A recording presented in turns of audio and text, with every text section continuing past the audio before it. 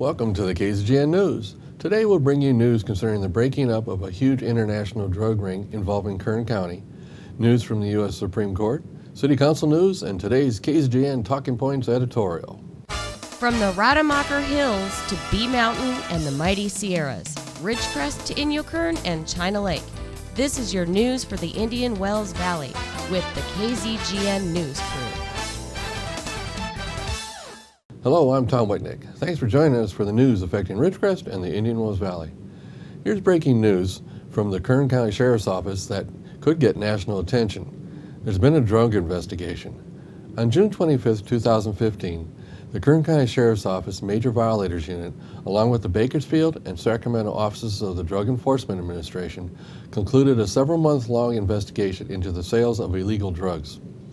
On June 25th, multiple search warrants were served in the cities of Delano, Sacramento, and Phoenix, Arizona. The investigation was the result of collaborative efforts by the Sheriff's Office and the DEA over the past 6 months, in which they discovered a large-scale drug trafficking organization was transporting hundreds of pounds of methamphetamine and heroin from Mexico to Kern County, Sacramento, and Phoenix. The primary suspect, 39-year-old Jose Manuel Valdez Torres, is suspected of maintaining homes in each city and coordinating the exchange of drugs and money. Throughout the investigation, detectives seized about 10 pounds of methamphetamine, 4 pounds of heroin, and about $20,000 in U.S. currency. The investigation culminated with the service of 1 search warrant in Phoenix, 6 search warrants in Sacramento, and 3 in Delano. In Phoenix, 5 pounds of methamphetamine, $10,000 in U.S. currency, 1 handgun, 1 assault rifle were seized, and 1 suspect was arrested. In Sacramento, 4 pounds of methamphetamine, 2 pounds of heroin, $150,000 in U.S. currency, a shotgun, 2 rifles, 4 handguns, and 1 assault rifle were seized, and 7 suspects were arrested. In Delano, 40 pounds of methamphetamine, 1/2 pound of heroin, and $50,000 in U.S. currency were seized. 2 Delano residents, 22-year-old Lobato Martinez Carranza and 26-year-old Leonel Valdez Castro, were arrested for various drug-related charges. Torres was not located and is believed to have fled to Mexico with his wife. The Kern County High-Intensity Drug Trafficking Area Task Force, the California Multi-Jurisdictional Methamphetamine Enforcement Team, and Homeland Security Investigations assisted with the service of the warrants. For more information, contact Department Public Information Officer Ray Pruitt at 661-303-4592. In news from the U.S. Supreme Court, the Supreme Court threw out an Environmental Protection Agency regulation limiting mercury and other toxic emissions from power plants on Monday, undermining the Obama administration's drive to cut pollution from electricity generators. The case looked at the EPA's regulation of mercury and other emissions from power plants under the Clean Air Act, which Republicans have attacked as a war on coal and an example of presidential overreach. The EPA interpreted the law unreasonably when it failed to consider the cost of compliance with the new regulations. The court ruled 5-4 in an opinion written by Justice Scalia. He said, EPA strayed well beyond the bounds of reasonable interpretation in concluding that cost is not a factor relevant to the appropriateness of regulating power plants.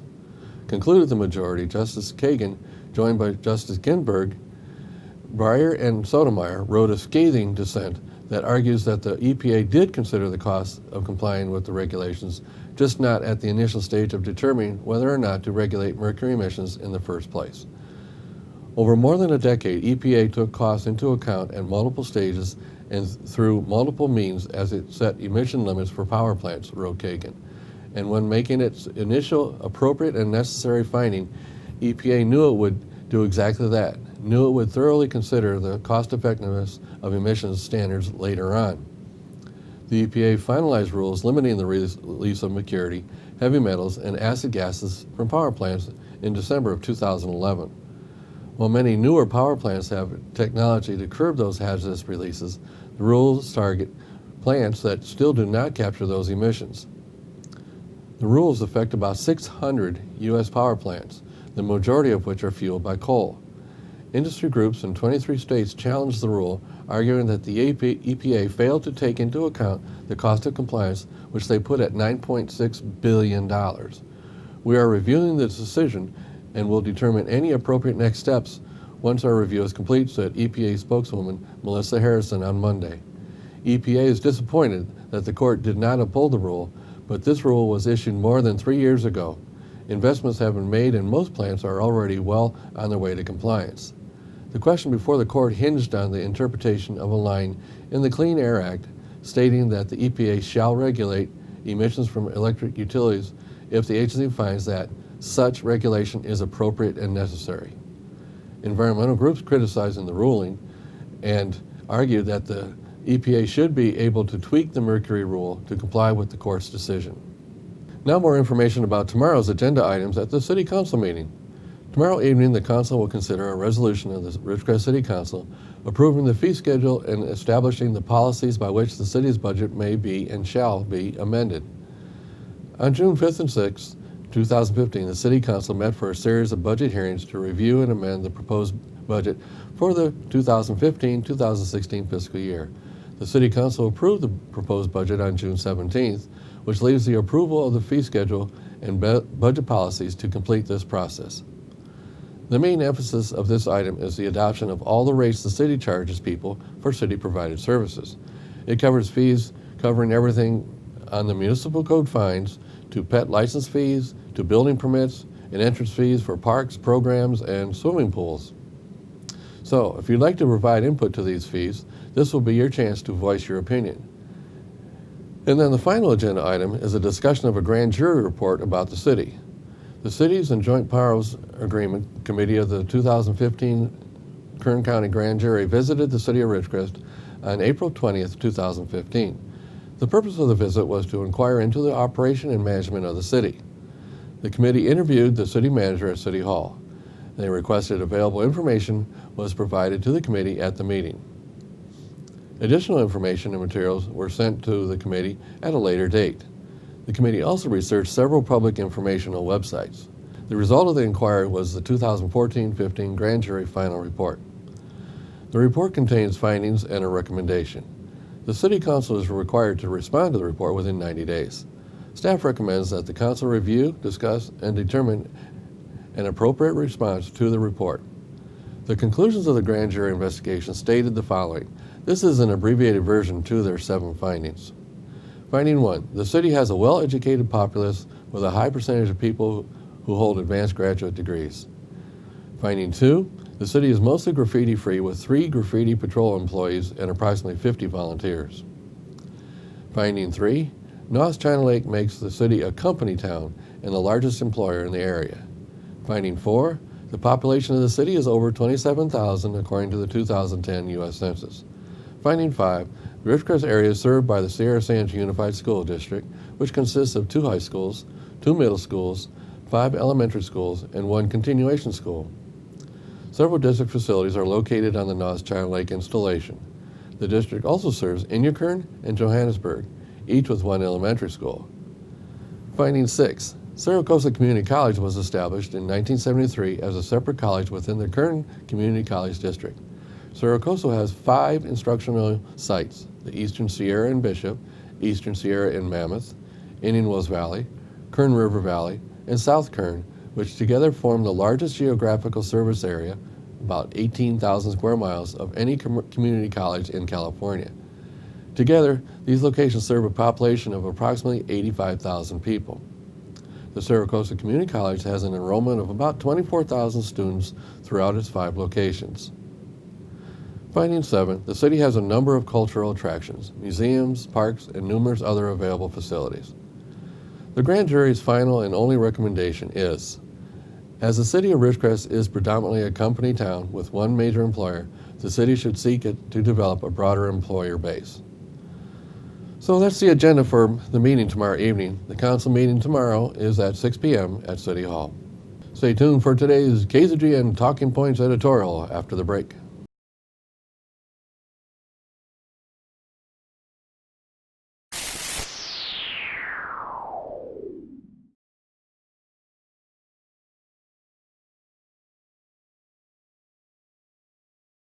And now we have some breaking news from Kern County Sheriff's Office. We've been reporting, and they've been looking for help to find Amber Woolwine. Well, they've just released this report. At about 10:45 a.m. Standard Time this morning, A deputy with the Potter County Sheriff's Office in Texas stopped a vehicle and identified the occupants as Max Kozak and Amber Woolwine. Again, this is in Texas. Woolwine had been reported missing by her family on June 11th and was believed to be with Kozak. Woolwine is being transported to Child Protective Services in Potter County. Kozak is being detained by the Potter County Sheriff's Office. Kern County Sheriff's Office detectives are traveling to Potter County to interview both Woolwine and Kozak. The investigation is ongoing. The Sheriff's Office would like to thank the community for providing numerous tips and information in the attempts to locate this young lady.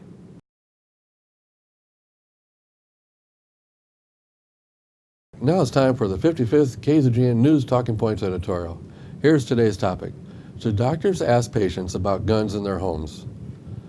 Well, today's editorial is brought up in response to a story from the Huffington Post yesterday targeting the National Rifle Association on their website.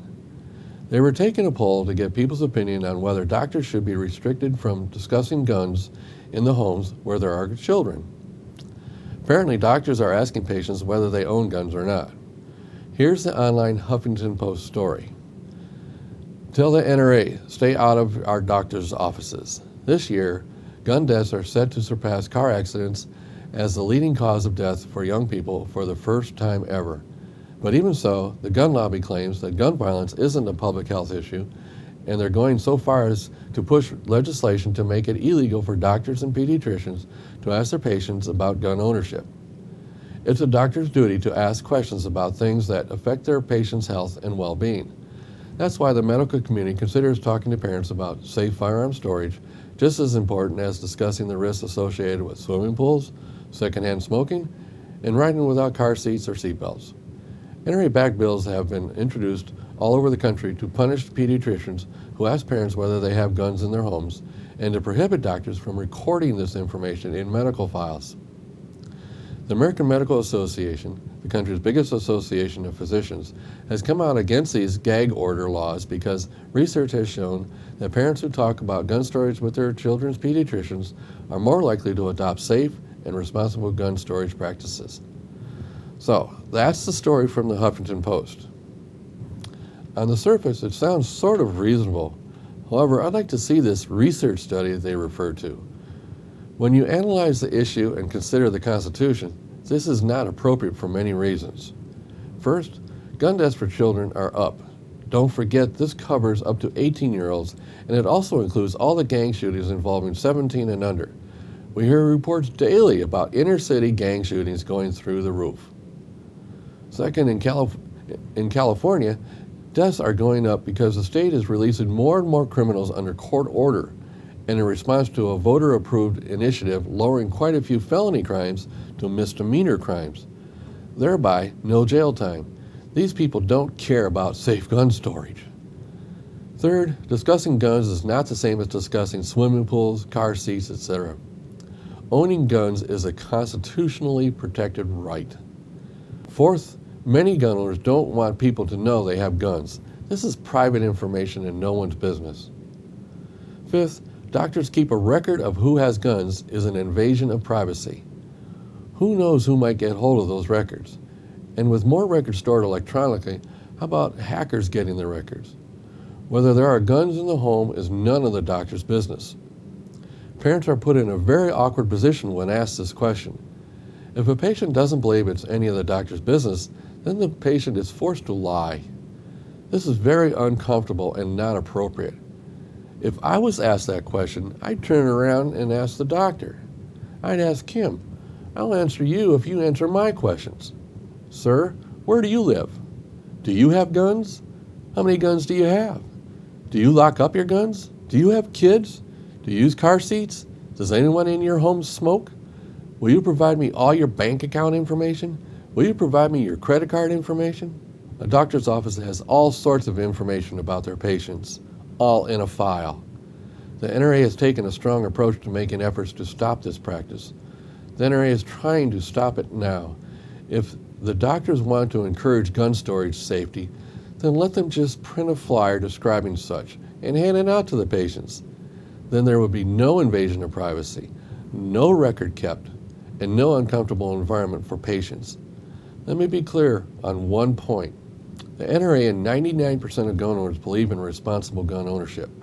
The last thing any one of them want to happen is for a child in the home to get unsupervised access to any gun. And the worst thing that can happen is a child shooting another child accidentally. This can be and should be prevented, but it has nothing to do with doctors' care for their patients. It has to do with the anti-gun ideology being spread by liberals. The statistics anti-gunners use to support their position is flawed. To use crime numbers in their basis for child shootings is wrong. Again, guns should be stored properly and kept out of the hands of unsupervised children, but it is not the doctor's place to advise. In conclusion, it's no doctor's responsibility to ask about whether a patient has guns in the home. It's none of their business. I'm Tom Whitnick, and that's what I think.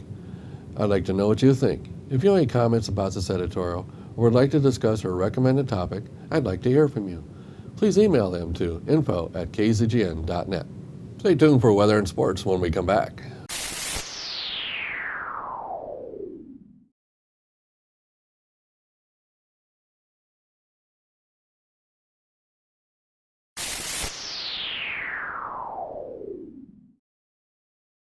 Thanks for staying with us. Let's go to Keith for weather. And thank you, Tom. The National Weather Service is forecasting a risk of severe thunderstorms across large portions of the eastern U.S., from the mid-Atlantic to the Ohio Valley and into the deep south. Severe thunderstorms are also possible across parts of the northern plains and southern Arizona. Damaging wind gusts and large hail are possible with the severe thunderstorms that develop in these areas. Temperatures across the nation.